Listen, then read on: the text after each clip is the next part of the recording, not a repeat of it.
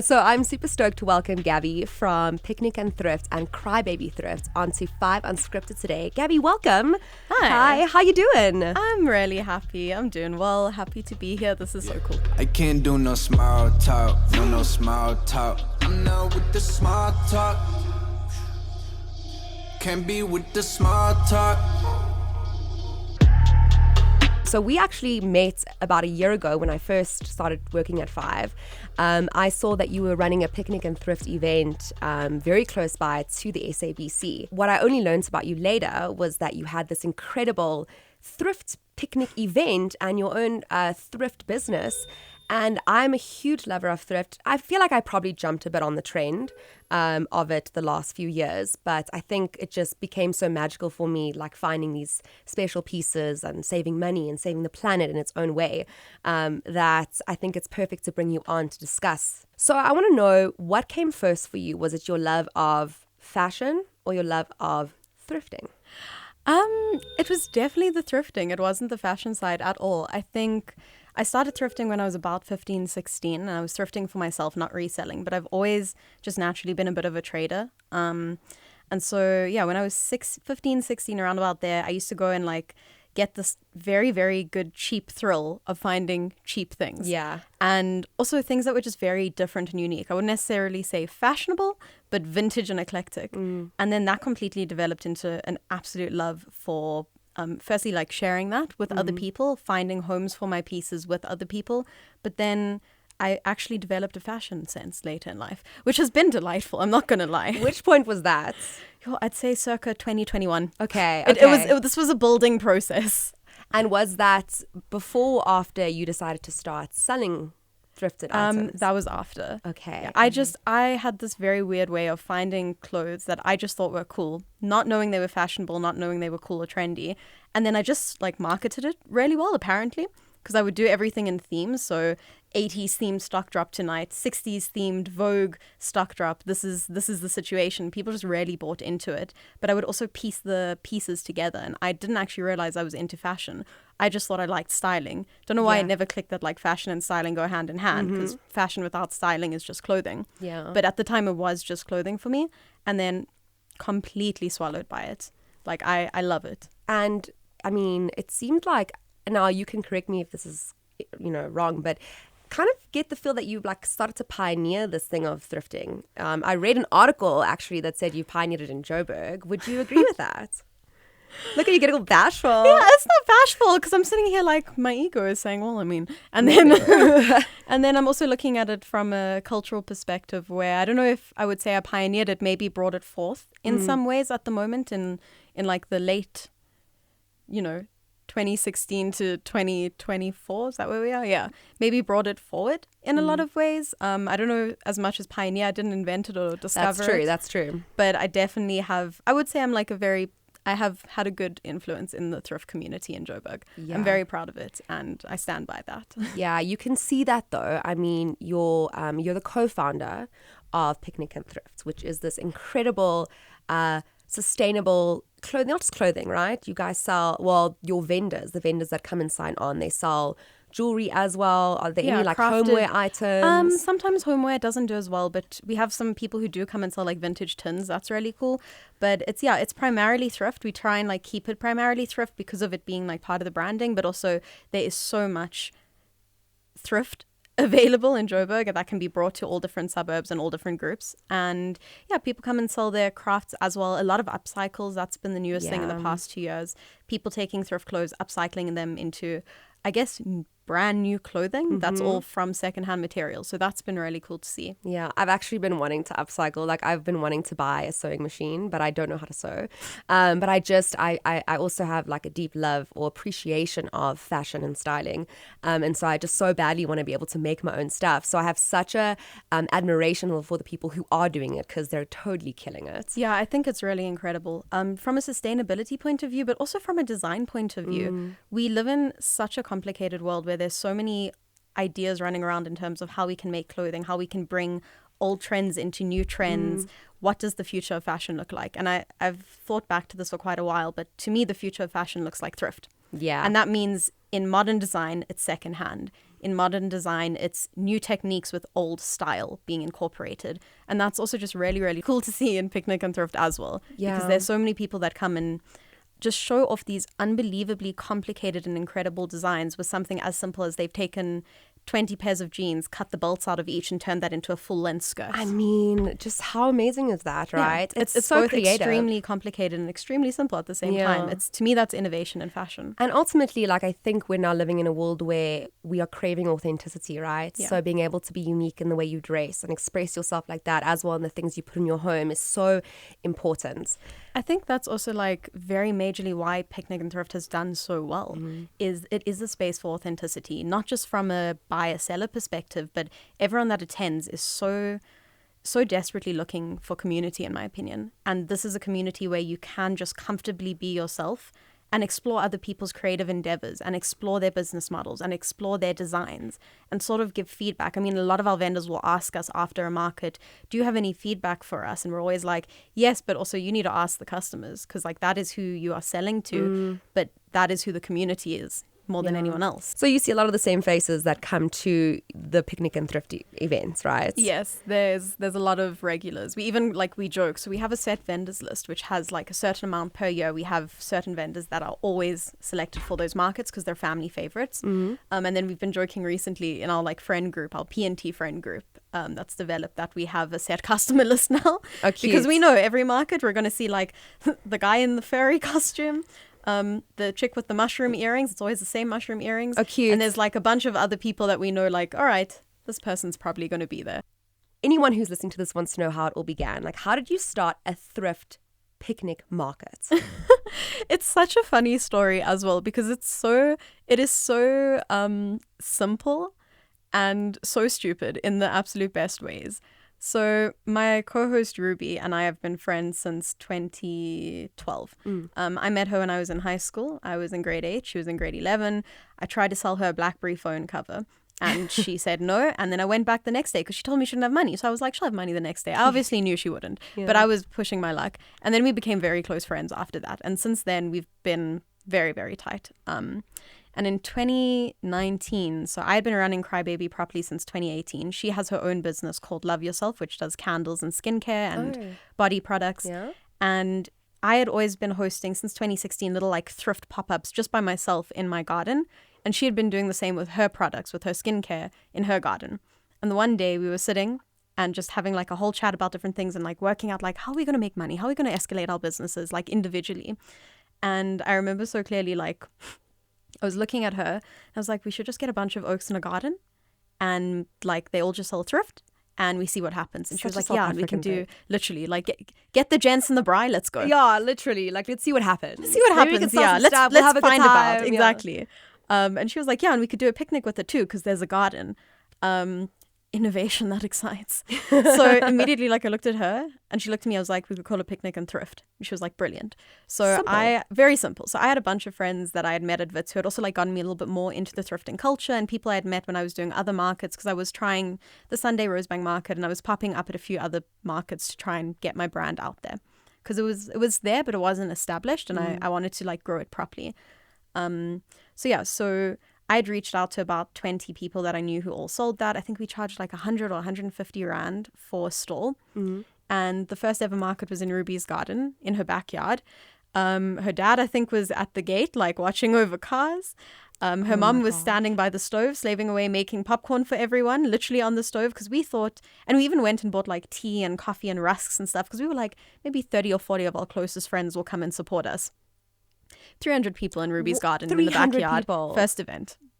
Because we took entry of everyone. Did you? And did you just advertise it on your social media? We made a poster on Paint. I made a poster on Paint using Pantone backgrounds. And where did you put it? On your socials? On Crybaby Thrift and on Love Yourself. And I think we made a Facebook group for it as well, or something, a Facebook event. And somehow it just had good reach. Yeah. And now we're here. It just shows, though, people, like you were saying earlier, people's need for community. And I think we all clearly have that like thrifting vintage soul within us, because it's a deep part of our history, right? It's completely. Like you said, it's nothing new. You didn't make it up. It comes from something. It's very much part of human society and culture for the last I mean, since human society and culture has been society and culture, since civilization was essentially founded. Yeah. I mean, you look back to ancient Iran and you look at how trade used to happen, trade of clothing even. It's so intrinsic and part of the human experience and existence is interacting with other people, buying, reselling clothing. It's so linked. So, I mean, I have so many questions just about the act of buying and reselling clothing. Firstly, actually, I want to know from you do you find that this community, especially the thrift community, I feel like you don't really gatekeep. You know what I mean? I think there was a period that I at least noticed for myself in like 2020, 2021, where people were super thrift online had just sort of spiked because of COVID. And people were super gatekeepy about where they go shopping, how they do things. I don't always use a general people, but there were like individuals that I know from the thrift community, a lot who attend the market, who were like that. But that has kind of completely disappeared and eradicated. Everyone knows about all the thrift stores. You can pick up your phone, Google thrift near me, charity store near me, piles near me, and you're going to find it. So I think now it's more that thrift stores have evolved to, we don't need to gatekeep. We just all have different brands and we function in spaces that also help each other grow. The community as a whole, in my opinion, has pretty much eradicated competition. Like I was asked recently by someone like, who's your competition? I was like, there's no competition. I'm not meaning that in an ego way, like I'm the best. Just we don't have competition with each other. We all sell such different things by virtue of it being thrift. So if I'm selling cargos at 100 Rand and the homie next to me is selling them at 250, the person's not probably going to choose mine just because it's 100 Rand. They're going to choose the exact pair that they prefer. Yeah, maybe it's a different cut, different brand. There's so many different quality level. So it's, I don't really think the gatekeeping thing exists anymore in the thrift community. Yeah. At least that's my experience with it. I mean, I see that. I follow a lot of thrift channels. Pages, channels, wow, going back to the Stone Age, on Instagram, right? Because I do like to shop thrift myself, and I've noticed that there are just more and more popping up, and then they follow everyone who's following everyone else. Yeah, so and then you see I get these new pages following me the whole time, but I always follow back because I want to see what they have, because for me there isn't one that is better than the other. They're just all so different. Well, I think that's also just how clothing works in the cyclical process of secondhand and sustainability. But also what's been super interesting for me to notice in the past 8 years is it's gone from, you can see there's like a split. There's people who just sell secondhand clothes because they're trying to make money and get rid of their clothes. And then there's people who actually have an established brand with their thrift clothes. So they have a brand. It's the only way to put it. Yeah. And it's super interesting to see how that's grown, because also we get a lot of applications for the picnic and thrift market where people are like, hi, I sell secondhand clothes. Can I come and sell? And then we always say like, have you done a market before? Do you sell secondhand clothes, or are you a secondhand clothes reseller? Like, are you an established brand? Do you have, I don't know, do you have a social media? Do you have a logo? That's one of the things we always make sure that if we're selecting someone for a stall, we need to know you have a logo. You take your stuff seriously. This is not just you showing up with your Mr. Price clothes from 2 weeks ago that you're reselling. Yeah. This is you showing up with a curated identity. So our customers are actually getting a genuine experience of trading and selling. And essentially we've created, I would say Picnic Thrift in many ways is an outside mall. It's a pop-up. It's a mall. It's a shopping center. You want brands in the shopping center. Yeah. I'm curious though about when you find people selling things like off of like Mr. Price. If I see something online, let's say it's secondhand, I don't want to buy H&M, Mr. Price, Shein. I want something from somewhere that I've never heard of before. Like, what are your thoughts on people who resell, like, for example, let's say Mr. Price shirts? It's complicated. Well, actually, no, let me make it simple. It doesn't need to be complicated. I think that any excuse for sustainability is a great excuse for sustainability. I don't think you need to have more about, I want this vintage, I want this fancy, I want this unique. Like, you can, and that's personal, and that's great. But I think the trade as a whole, just the fact that people are selling things they're no longer using, or donating things they're no longer using, or putting it back, to me is fantastic. I don't like the whole buying from Mr. Price or Shein or H&M to resell.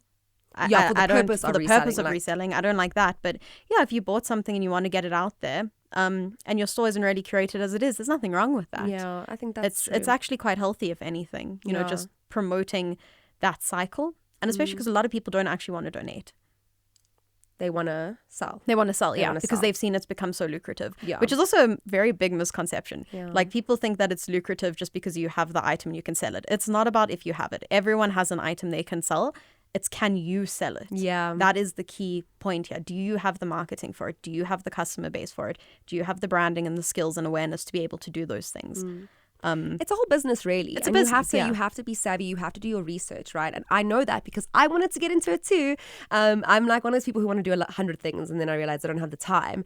But my brother said to me, "Do you know, like, what do you know about the different brands? How do you spot a fake from a non-fake? Like, for example, if you Huge find, things, yeah. where do you even find bales of clothing? Because I think that's how a lot of I don't actually know how it works. Like, how do you find the clothing that you are going to sell to your customers and your clients? I can only speak for myself because everyone does things differently. But what I usually do is I have like 3 systems that I work with. One is recycling things from my cupboard because I have exceptional taste, and I want everyone to know that.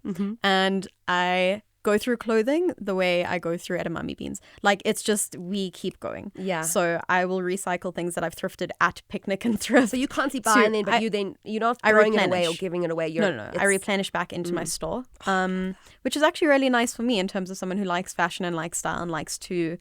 I like to live a maximalist lifestyle, but I want to be sustainable about it. Yeah. So I'm working within my own framework that works for me ethically and morally, but also I get to still do the things I want to do, like live a maximalist, fashion-orientated lifestyle. I just want to look at the camera. But do affordable. you hear that? It is possible. It is, because I am one of those people as well. Like, I want to take care of the planet, but I also want to look chic all the time, and I want to save money, and I want to do it all. And you want to experience new styles and try new things. Yes. It's very possible. There we go. To look at the camera.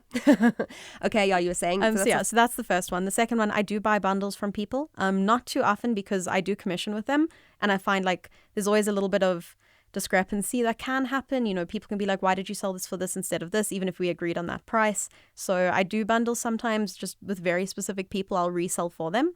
And then the biggest one that I do is I go to the B trifecta: Boksburg, Brakpan, and Benoni. And That's so amazing. that is my Roman Empire right there. Wow, okay. So I go there. That floors me every time. I go there and I will buy these huge bundles of clothing from these old tunnies, or like even when I did the custom tapestry corsets, it was literally from one auntie in Benoni, and she just had all these vintage tapestry curtains from when she owned a tapestry curtain business. Yeah. Bought all of them from her, turned them into corsets. So that's what I do. I literally go to like the outskirts of these places, buy these big bundles, take them back, repurpose them, a lot of them often like need to be like deeply clean. So like I've got a washer, get them super clean. Yeah. If buttons are popping off, I'll replace them. Like I have a drawer of vintage buttons at home just to replace, like, because there's always a little like nick or somehow mess somewhere. And then I resell. That's amazing. I really want to. I have so many questions. Like, for example, what was the weirdest thing or the most unique find? Be it clothing, be it something that you sold, be it something at one of the thrift stores. Do you have one? I don't have the most unique, but I have a few that like really stood out. Yeah. I found a floor-length fluffy cow print jacket.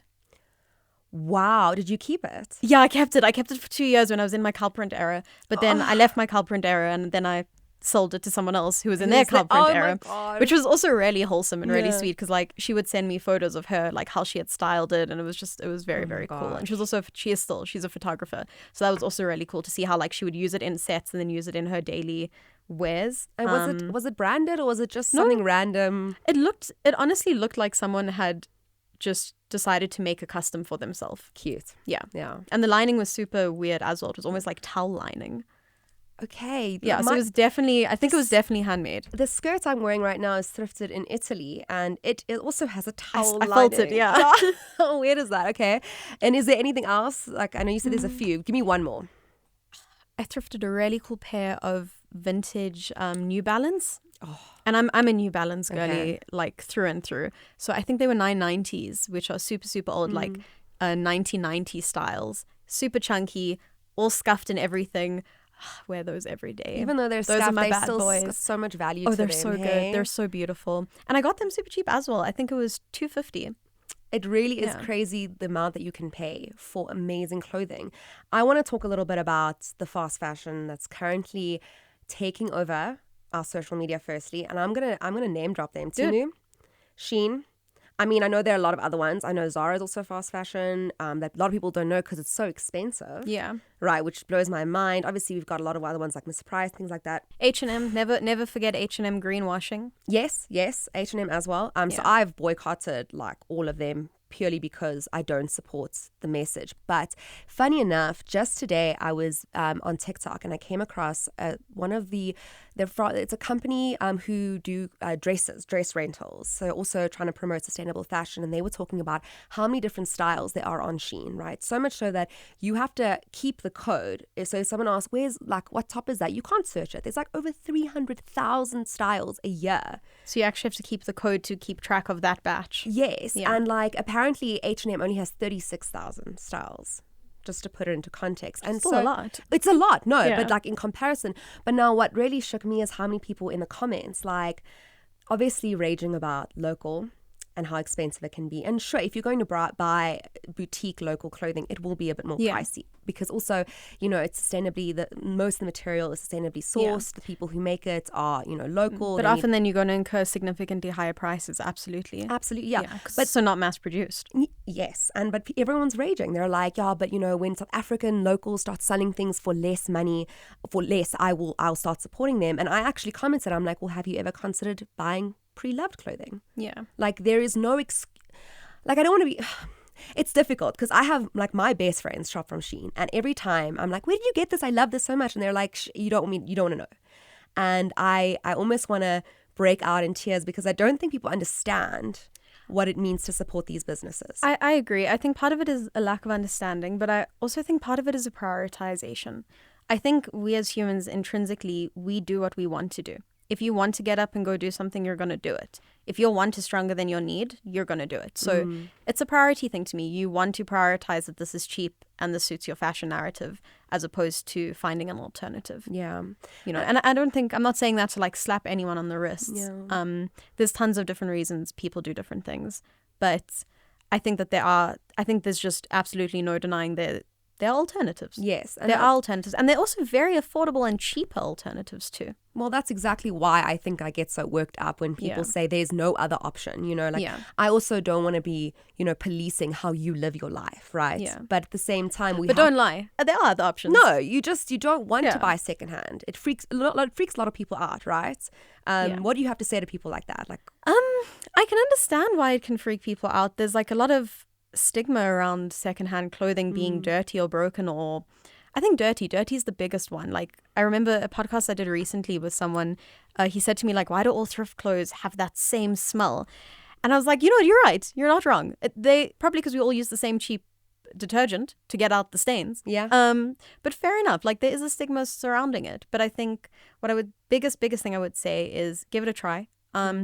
Come to a picnic and thrift market. I am shamelessly plugging here. No, but come to a picnic and thrift market. Come to any thrift market. Go to any thrift store. Pick something for 20 Rand even that you just want to experiment with. See if you like it. Pick an item you like that's cheap. Take it home, wash it. Wash it twice if you're that concerned. Try it on. See how you vibe with it. Yeah. Give it a chance. I think also because it's so established now, people are doing things differently, right? Things are washed. I know I've heard stories about but way back when, I think before it was what it is now, people, there's a certain skin rash that you can get. Yeah, contact dermatitis. Yes. But that can come from anywhere, really, It can. You have to be brave enough. But also I think if you, I don't know, I trust my washing machine really well personally. I mean, so if I'm going to go buy something and throw it in the washing machine, it's probably fine. Well, I mean, you can buy something from the shops and still get the same. Yeah, and those things are also, to be honest, most fast fashion clothing stored in a box with rats around it for, I think it's 6 weeks up to release. Yeah. That's great. That's awesome. Yeah. So pick your poison. And what are your thoughts on obviously the economical impact of not supporting or rather supporting these international brands that are trying to infiltrate the South African markets? Because I know it has a really big, it's bigger than just the environment and sustainability, right? It's also about the economy, our local economy. And how are people going to be able to sell things if they cannot keep up? My thoughts on it's going to happen either way. As much as we say we can vote with our money, these are companies that are going to continue doing well, probably for the next, at very least, 2 generations, because we haven't bred out, if you can call it that, fast fashion from our mindsets yet. And there is also a need for it in all fairness. There's maybe not a need for like on a international level, like things like underwear. We might not need that from an international company. Maybe we could do that locally. But yeah, long story short, I don't think it's ever going to really change or stop. I think the only way we can do it is by putting on pressure by, I guess, voting with your money as best as you can, making the individual purchases for yourself. In terms of how it affects our economy, well, firstly, it's the fast fashion thing more than anything else. And I don't mean from an environmental perspective. From a cultural perspective, we are shifting away from individuality in a lot of senses. And I think people probably should be a little bit more concerned. There is a place for it to not be so eclectic or eccentric or hyper individualist, but I think we are shifting away from it in a major perspective, especially with things like Shein being imported to South Africa for just such cheap customs even. Yeah. So I think that's a bit of an issue. And then economically, it's a choice. It's a choice to me. If you choose to spend your money on a company just because it's in a mall when you could get probably the same or similar item from a thrift store, it's a priority thing. Yeah. What's one I don't want to say fast fashion, I want to say rather like one clothing retailer that you actually really like? They can be local, they can be international, whatever one, is there one, or have you completely taken that off of I actually like frequent the fast fashion stores just to look. Just to have a squiz, just have a squiz. I love looking because I'm a fashion girly. I love looking. I like seeing what's going on. I'm like and also it gives me inspiration for outfits that I can put together. Like, I want to find this in a vintage fit, or I like this color. I haven't seen this color in my thrift circles in a while. Let me see what I can do with this. I love looking and getting inspo from H&M. I can't lie. Yeah, as much as I don't appreciate their greenwashing tactics, as much as I don't like a lot of their practices, I really like their fashion designs. I really do. I think it's really well done. Yeah. The quality isn't the best. The pricing is not the best for the quality as well. Yeah, that's important. But the design aspect, just from an aesthetics point of view, I do really enjoy their designs. Yeah. They're like very simple, very on point in terms of trends. Like when those little tiny belt skirts came out last year again, like made a comeback from the 2000s. Yeah. H&M jumped on that. They were cute. And you know what, fair enough. From a business, the capitalist in me, from a business perspective, I respect it. Yeah. The capitalist who's ethical, not so much. Yeah, you're still a businesswoman at the end of the day. But absolutely, yeah. Yeah. So I have a couple of rapid fire questions for you. Okay. I think that's a great way to end it. But I think an important message to kind of just bring it all together is like, it is possible to look super cute and also support local businesses, take care of, the environment. I actually don't think we've touched on, and I don't think people realize what not being sustainable in fashion can do to the environment, right? Yeah. I remember. And I think people also don't really realize the economic impact that you can personally single-handedly make if you support local businesses and small businesses specifically. Absolutely. Like every person, like the small businesses that all come to Picnic and Thrift, and myself included, we work in a circular economy. So, which is the most incredible thing, that it is always being tracked and being fed. So if you are buying from me, the money is going to me, which is paying my rent, which is going to the money that is going towards my stock is going towards like the auntie individually who is selling me the stock, which is going and sorting out her life. You are single-handedly creating a chain effect with your 50 Rand note. No, absolutely. And I mean, just to touch on the environmental factors, because that is a huge one. I mean, that's why we were talking about the economy earlier and how important it is to support local, and why I'm such an advocate for it, as are you. But in terms of the environment, right, now correct me if I'm wrong, is it true that a lot of these fast fashion brands, what they end up doing with the clothing that they don't sell, they don't give it to people in need, they burn it in landfills? Yeah, they burn it. So there's two things that they usually do. And the one actually benefits me, funnily enough. So the one is landfills. They will just put them in mass-produced landfills and burn them or throw them away or whatever it is. The second one they do is something called dead stock, which I know Studio Candor and myself included and a few other sustainable local brands, we will then buy the dead stock. So the fabric that wasn't good enough to actually even make it to the third clearance round of the fast fashion test, like if there's a stitch loose, if they've misspelt the R in Burberry or whatever, it's backwards. Because I found that once. I found a Burberry scarf in one of the places I go shopping. It was a legitimate one. Legitimate Burberry. The place that I go, they do discounted dead stock fabric for a reason. It was just backwards. So the quality is perfect, but the R is backwards. They couldn't sell it. Yeah. So it goes to this place. And that's the second thing they do, which there's these scatter houses all throughout Johannesburg, all throughout the Eastern Cape as well, where huge warehouses full of clothing that's slightly damaged or slightly imperfect. It didn't make it past production runs, final checks. And those are all perfectly good clothing, but then they sell it to these other small stores to resell. Why do So it's still being mass produced. But Yeah. if it didn't make I think it's only once they get to the third stage that they like where it doesn't clear, that they put it down. If it's second or first, they burn that material as well. Which is so, I mean, it's so upsetting because people need clothing, you know what I mean? Yeah. Like, but obviously you don't want the homeless man to be wearing the latest fashion. They don't want that, obviously, because... Well, it's a brand image. It is exactly that, though. It's a gatekeeping of what they sell and where they put their branding. Well, on a lighter note, it's very real, though. You have to have these conversations. Yeah. And I'm very grateful that I can bring you in and really be a part of the conversation and the movement that I care so much about, that you do, and that this whole community does. So, as I said, I've got some rapid fire questions for you to end things off, just on a little bit of a lighter note. All right. Are you ready? Okay, I'm ready. All right, Gabby, describe your style in one word. One word. One word. Sure. Okay. Dadcore. Dadcore. I love that. So baggy pants. Baggy pants, baggy shirts. Like today I'm sporting the P&T merch because I had to. Yes. But yeah, baggy pants, baggy shirts, slightly oversized shoes because I'm a size 5 and I just seem to get 6s because my they only gosh. have 6s available. They for always me. do have 6s. Yeah, I'm they also always have 5. 6. They never have a 5. Yeah, I'd say dadcore. Dadcore. That's great. But like if your dad was like a 90s R&B kind of girly. Yeah, I love that. So if you're not watching the video, Gabby's currently wearing a shirt that says, I hate to say it, but the vibes of picnic and thrift are really horrible.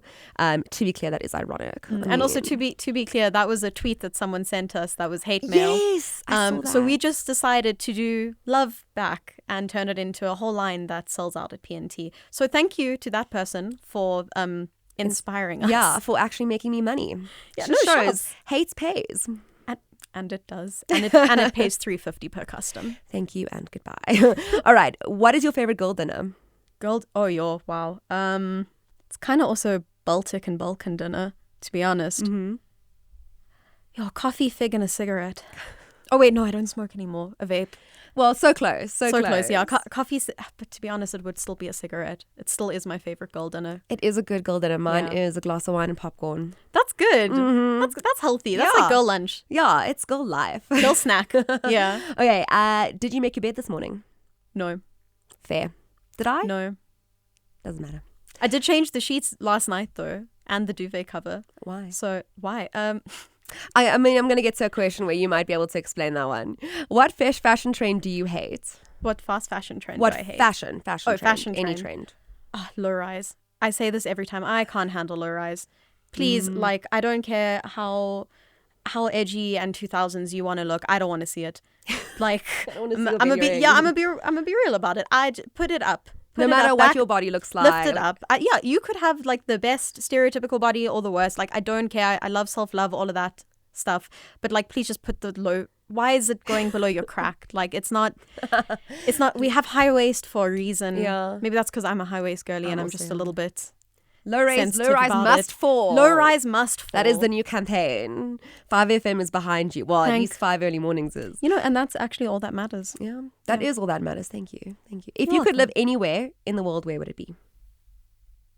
Interesting. At this point in my life, Hungary. Why? I went there for a month recently and I just absolutely loved it. I thought it was so interesting. I love the culture. The politics are awful. They're going through a rebrand at the moment, but as a state.